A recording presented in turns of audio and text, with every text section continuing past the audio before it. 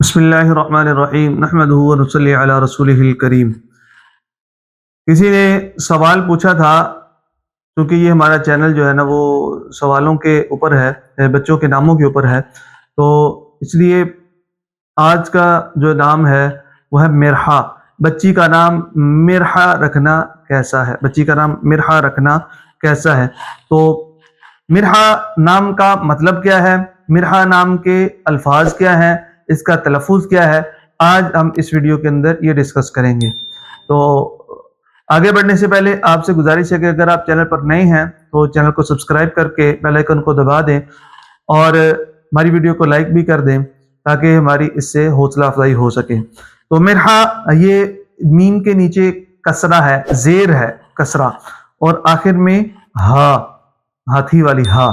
تو اس کے ایک معنی ہے شیخی مارنا، اترانا، اترانا، ٹھیک ہے، اور دوسرے معنی ہے انگور کا خشک ڈھیر۔ تو اگر یہ کہتے ہیں تو مرحا اگر یہ دیکھا جائے تو نام رکھنا یہ درست نہیں ہے۔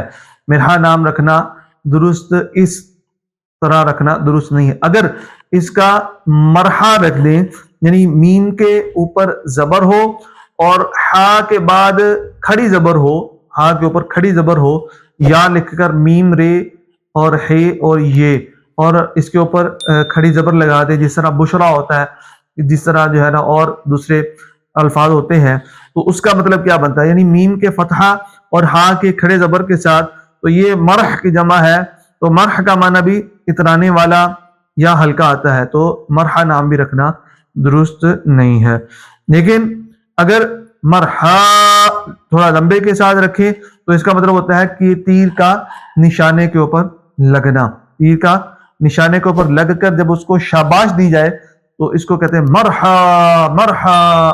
جس طرح کوئی چیز نشانے پر لگے، جیسے مثال کے طور پر کسی، آج کل چونکہ کرکٹ کا دور ہے تو اگر کوئی چھکا لگا دے بیٹسمین تو کیا کوئی دیکھنے والا کہتا ہے یاہو، اور اسی طریقے سے کوئی سیلیبریٹ کرتا ہے تو کسی کو سیلیبریٹ کرنا تو اس کو عربی زبان میں مرحا، مرحا کہہ کر سیلیبریٹ کرتے تھے، تو اس شاباشی کے معنی میں استعمال ہوتا ہے۔